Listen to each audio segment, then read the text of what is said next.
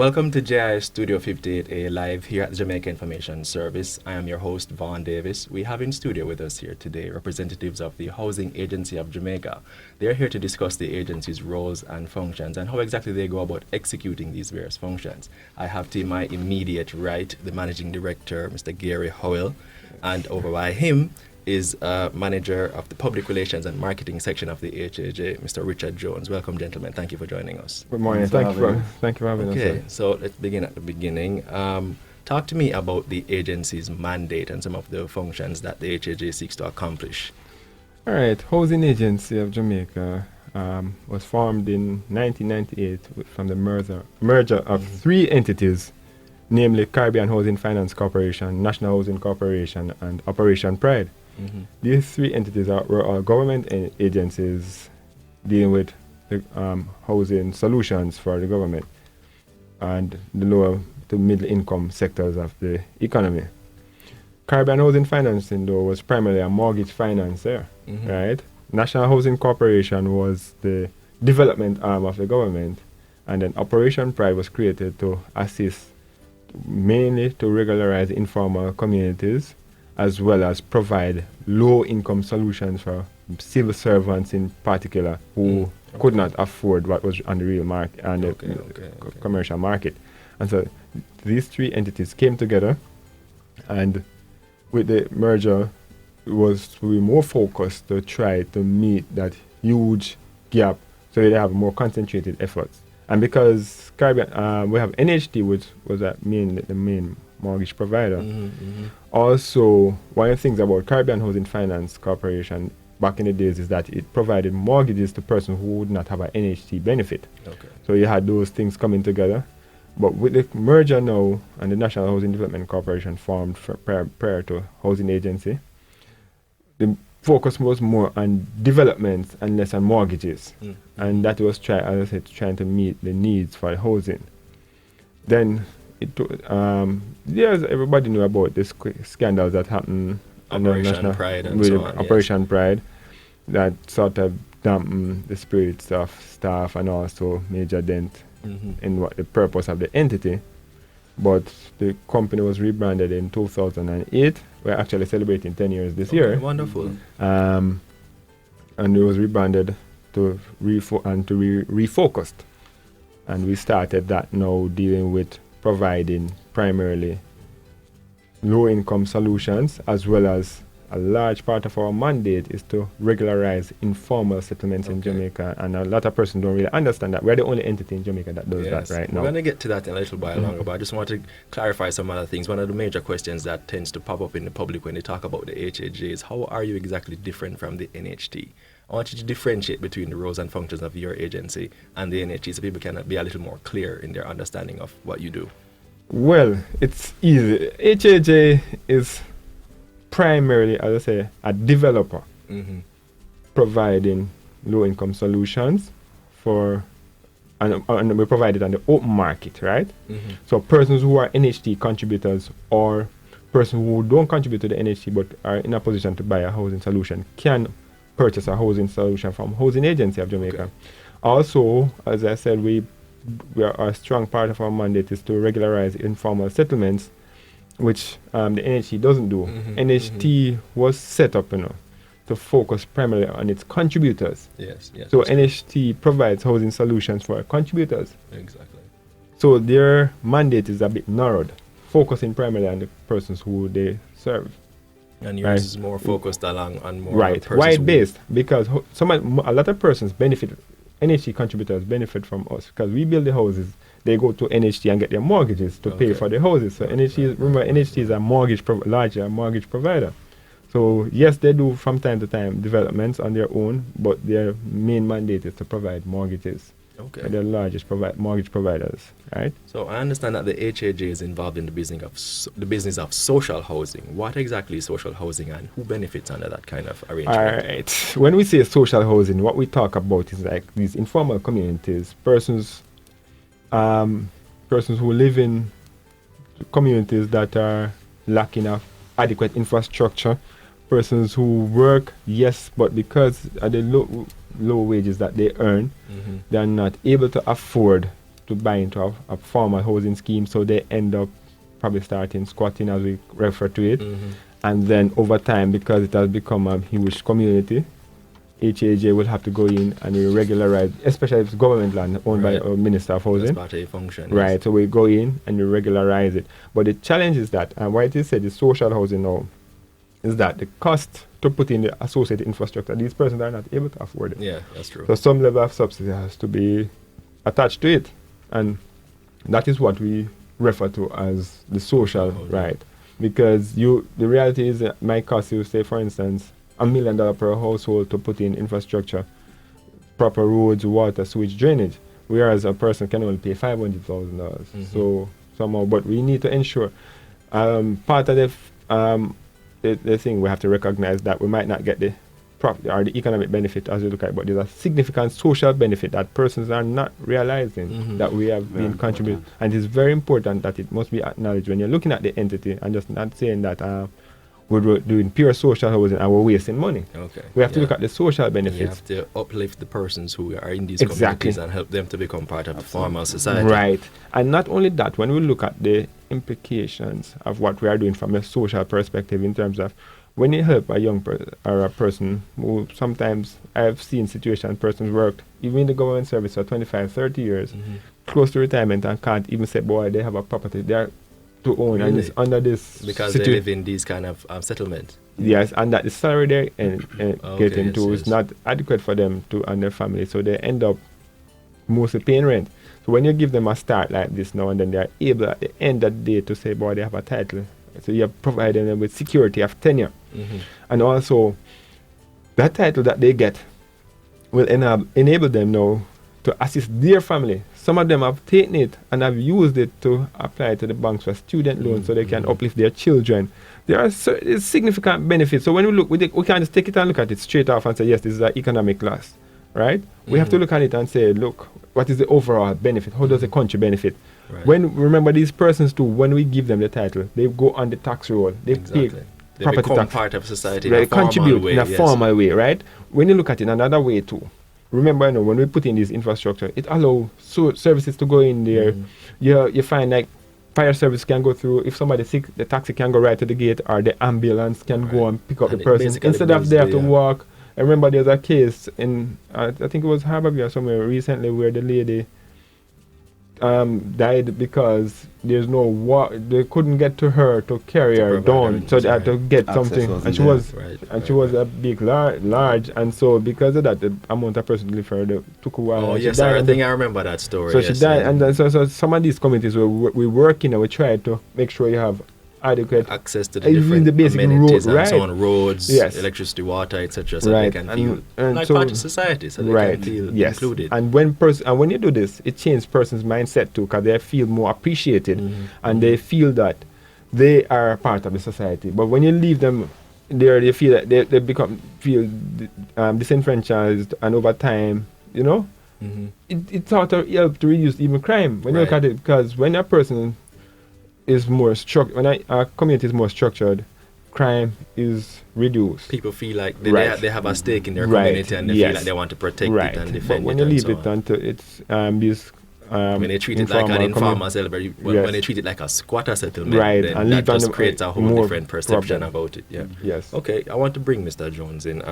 Talk to me, if you can, about some of the ways in which the NHT, the HAJ partners with the NHT. See, the thing about the confusion, it happens quite often. Even with you. Exactly. But talk to me about, there's clearly partnership between both agencies. What are some of the ways in which both entities partner to assist citizens?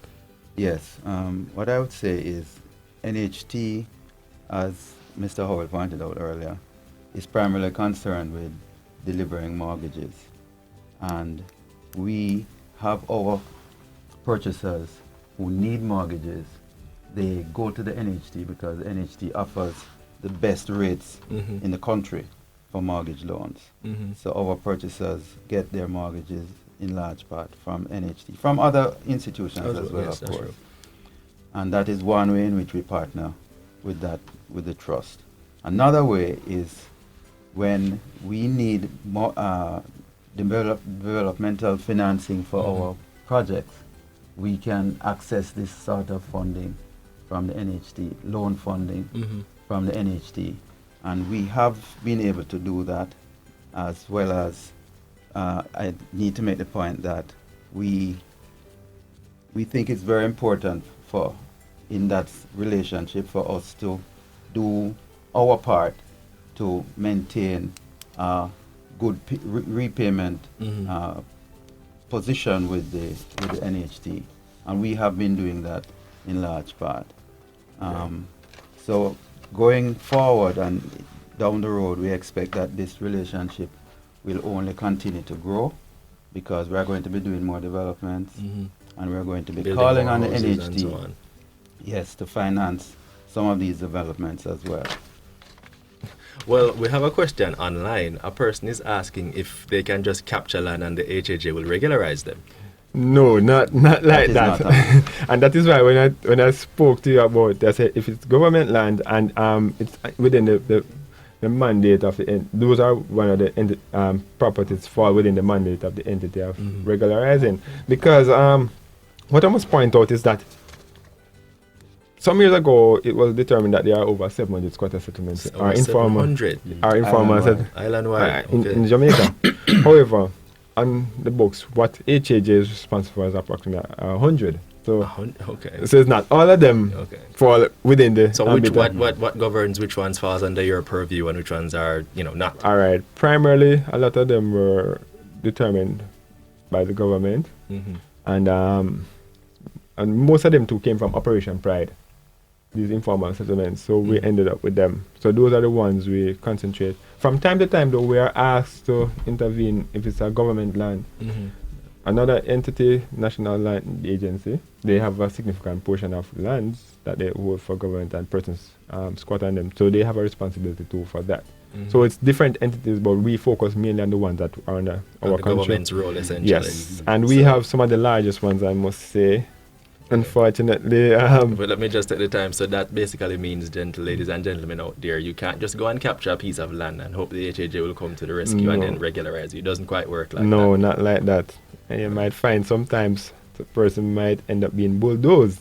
That properties, so you need to be careful when you're going to trespass on persons. We're going to encourage you not to do that any at all. In fact, I would go further, because on those lands that are already squatted, we discourage persons from adding to that total of informal settlers, because we want to regularize the numbers that are already there. So if persons come on in 2018, we appeal to the community and say, listen, cauterize it. Don't let more persons add to the community, especially in a situation where we are trying our best to regularize who are already there. All right. So talk to me about discourage how exactly is this process of regularization? How does it unfold? What exactly begins, the process? How do you go in? Do you meet with them? Do you then create a plan? How does the process work? All right. Mainly what we do, right? If it falls, so for instance, we have a project. I can take one of the bat, say, Bel-Air Runaway Bay. I can tell you what we have done. We have been having community engagement sessions with them. We have what we call a community representative working and encouraging the persons that, look, they mobilized. A lot of them started initially under Operation Pride, where they had the Providence societies. So they would have formed themselves in groups from early, right? And an organized body that they can and use then they were interacting with us, right? And then but we, from our standpoint, have our community liaison person working with them, and then in-house we work with the persons, get them in a structured manner. We try to find the funding to put the respective services in place, such as roads, water, sewage, electricity, and then we will say to them, look, this is what you will have to pay. We'll work out an economic cost to them and say this is what each person is required to pay, and we'll work with them to pay.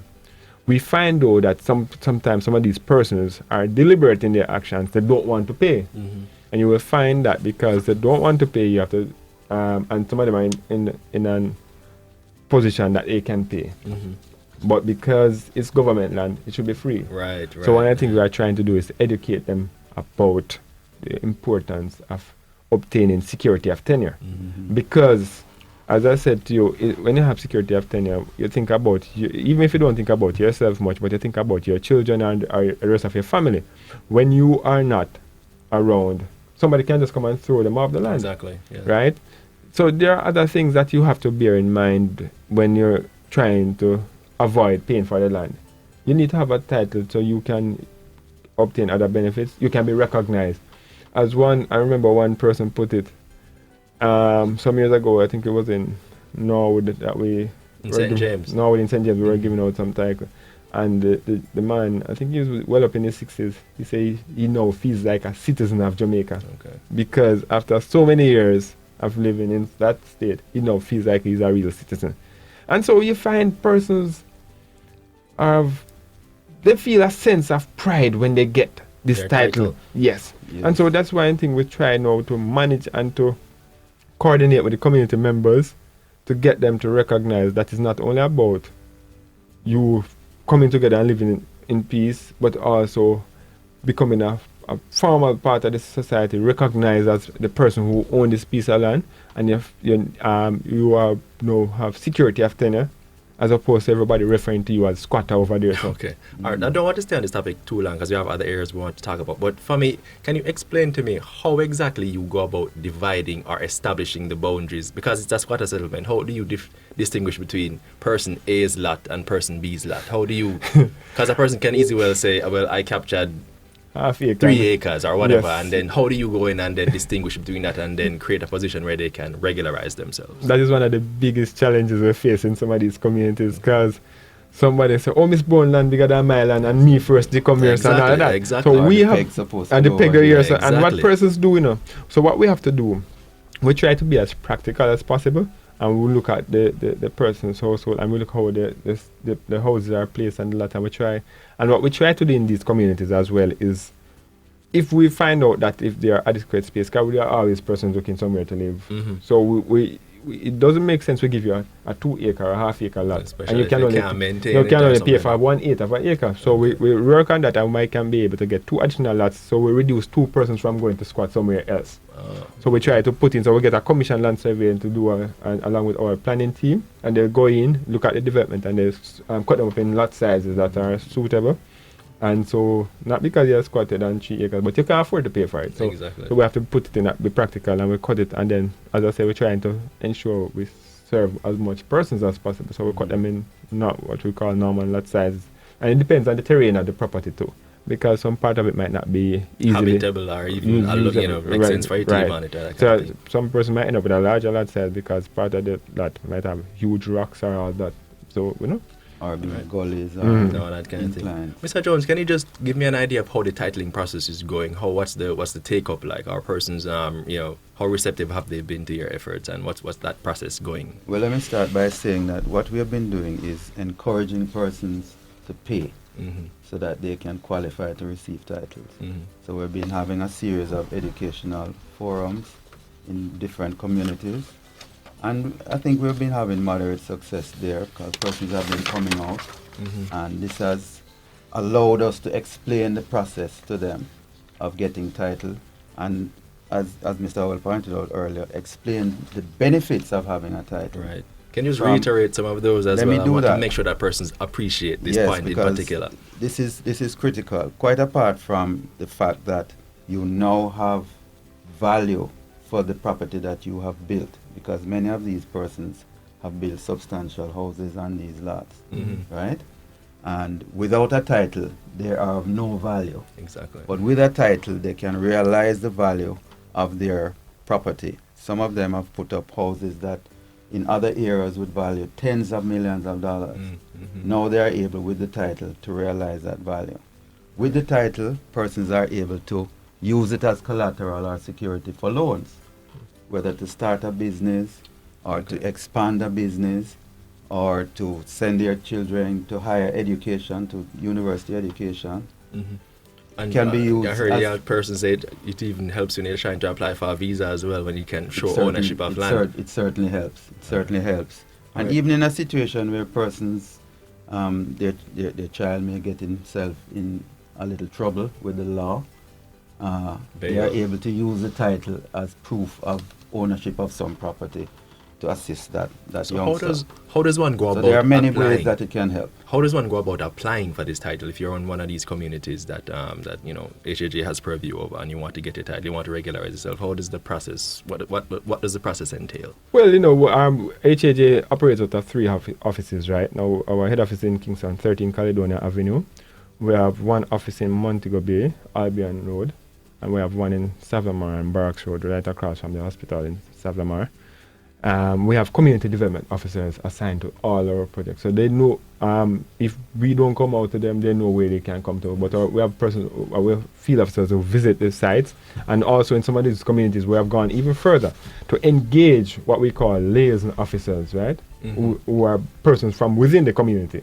Okay, yes. Yeah, so that's one of the things we are doing. We're also taking that a bit further now with the new program that the government has launched, the HOPE program, the internship program. We're even pulling some of these persons in, and these are persons from within the communities that we are pulling in to use to help, because we believe in engaging the persons from within the community. At least they will feel a part more of the process. So we are doing measures, and we'll be also launching new initiatives to encourage persons, right? So we'll be out there more in the communities. We'll be putting out more effort to get out there. We'll be using more programs to get persons to become more aware of their title and the need for titling and security of tenure. Right. So tell me, and if I beyond could add before you okay, come in, we also have title ceremonies where we publicly deliver titles to persons who are qualified to receive them. And that in itself has a sort of demonstration effect that people see that in truth and in fact people are getting titles, because sometimes there is skepticism in the community, I wonder if we really going to get the title. Watch and see if that person get first before you right. try and go on. And then when they see it happen, or they hear, they may not be at the ceremony, but they hear that people actually received that precious document, and people are more inclined to say, I should go and pay and get my title myself. Speaking of ceremony, we have a question on the line. Person is asking, when is the next ceremony? When is the next titling ceremony? Actually, okay, go ahead, Richard. That's a good question, because what we try to do is we try to organize these ceremonies that would allow, at a time and place that would allow the major stakeholders to be a part of it. And these include Member of Parliament, the councillors for the area, as well as the community leaders and the regular members of the communities themselves. So we include other stakeholders, NHT, other parts. Yes. So we a wide cross section of people involved in the whole process. So. Persons that work with and in the community. So we set it on the basis of that. So I don't have dates right now that I can share with you at the moment. Just to close out this topic, is apart from paying the mortgages themselves to get their title, is there a cost associated with this process for persons? Do they have to have, just to keep in mind that they might need to pay X, Y, Z so that they can get the process started and so on? No, what we do, we work out a system in terms, I know you're talking about like what we call in the form closing processing costs, fees, things like that. But it's not a significant amount of money, right? And we usually roll everything together and say you pay this figure. So it's something that is manageable. All right, so let's shift back a little towards HAJ's development activities. First of all, does HAJ offer mortgage loans? No longer. It's difficult. Yeah, we used to do it, and as I said, with Caribbean Housing Finance was a mortgage mortgage company, but because we are now the primary development arm of the government, we focus more on providing the development. Persons can now get their mortgages through. NHC has come in with a lot of new initiatives and new ways for persons to access mortgages. And then we find also, back in the day, it was only like Jamaica National and Victoria Mutual and NHT.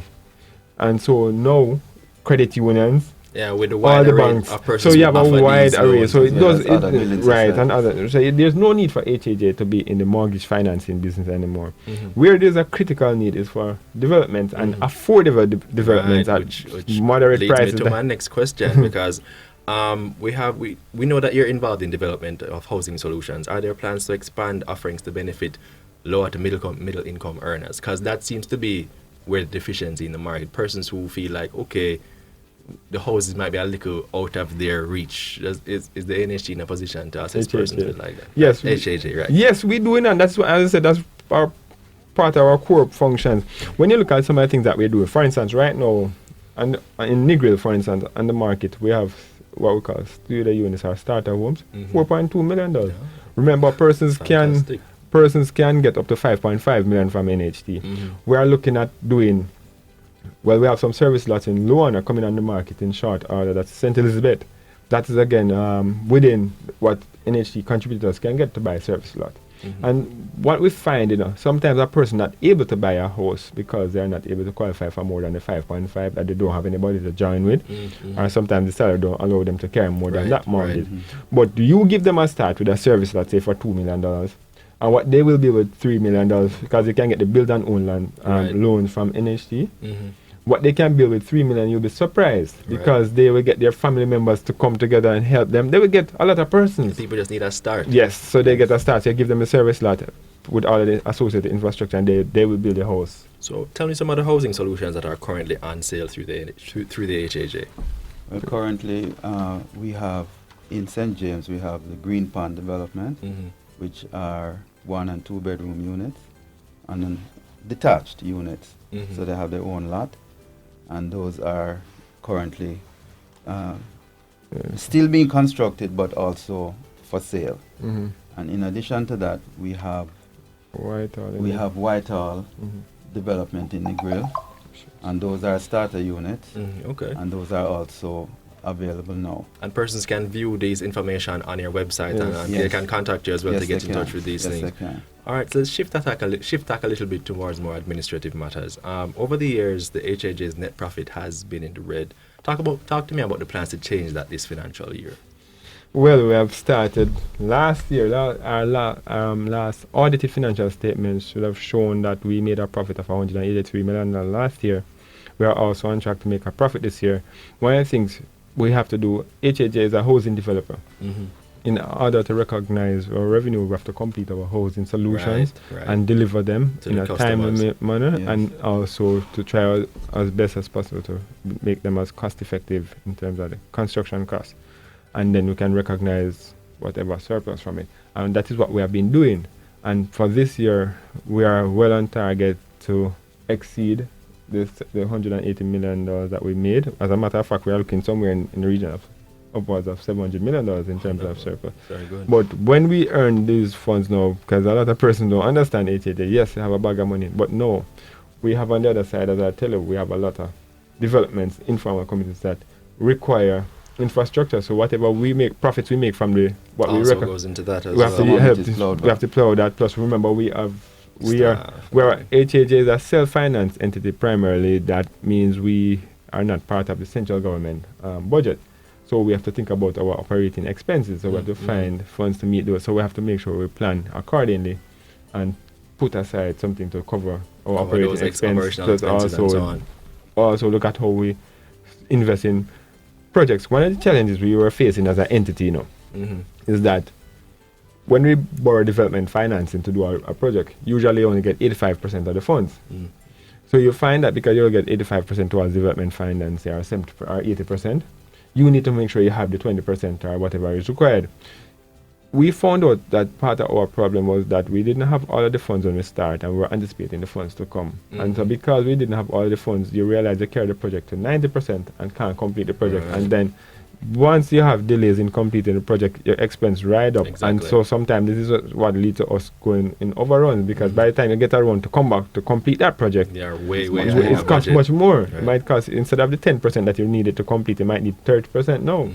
So what we are doing is ensuring that we are able to secure 100% commitments in terms of the financing for our project. So with what we have from start, and what we have must be able to suffice with what we are getting to borrow, to ensure that we can carry our project through to completion. And that's the mandate we're under now, to make sure that we can complete our projects in a timely manner and hand them over. All right. So I guess we're just to wrap things up. Are there other plans for the HAJ to ensure you remain viable going forward, achieving all their mandates, that is, assisting informal settlements to regularize themselves, as well as providing development funding to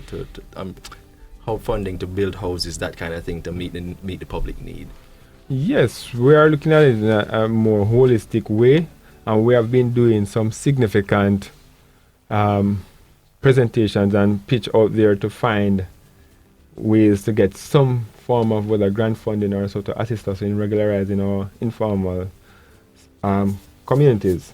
What it is said, right? It costs the country $68 billion per year in crime. Mm-hmm. So if, when and I'm sure of this based on previous experience, if HAJC is given a grant of $1 billion per year or $1.5 billion per year towards regularizing informal settlements, it will have a major impact.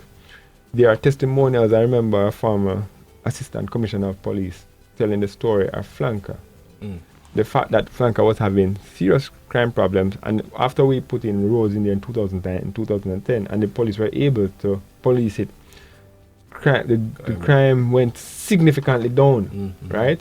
It's and the police say it has made them easier to drive through, because back then, before that, they couldn't walk. They couldn't. It's like climbing rocks. And it was difficult. So it was difficult to police. So when we have seen where it has helped significantly, and we believe once we take on it, because it also changed the person's individual's mindset. So you find people now becoming more respectful. You find persons being able to at least socialize more. There's greater civic pride in the community. So it's not only the fact that you change the infrastructure, we have to look at the whole complete picture and how it will benefit. So yes, it might cost you this money, but there's a real social benefit to the country overall. And that is how we have to look at it. So we don't look at it as money being thrown away. Okay. We have to look at the overall good to the country. And if we want to build the countries, we have to attack these problems, because part of the problem now, some persons don't really go with the intention to squat. They go out to try to find employment. But when they find employment, right, the area they find employment is they have to relocate closer to that place. And when you relocate closer to there, you find out, boy, you don't earn enough salary to buy a house. So you start by squatting, and then you want to regularize yourself over time. So it seems to me like the message is partnership from here going, meaning that we'd like to, the HAJ is seeking to form partnerships with persons. Oh, we have another question online. It says, how do we find out more about the developments that the HAJ has available? Where do they go? What do they do? We do have a website, www.hajl.gov.jm, that persons can access and look at the developments that are currently for sale or that are upcoming. And they can visit or call the offices, any one of the three, and we'll get that information. But I wanted to make a quick point before you go ahead. Which is that not only do we put in physical infrastructure in these informal communities, but we also link with government agencies. Those entities. Yes, so it's a multi-agency approach to development. Because we don't believe that it's just the concrete and steel that is important. That builds these communities. It's health, many persons. your passport, your from services from the RGD, services from a wide range of institutions that persons would not now have to go out and get on their own, but we bring them to the community. And another point about the viability that you raised, we also have been ramping up our quality control. Because we see that as very important to sustaining ourselves as a viable institution going forward. So I think that needs to be put into the mix.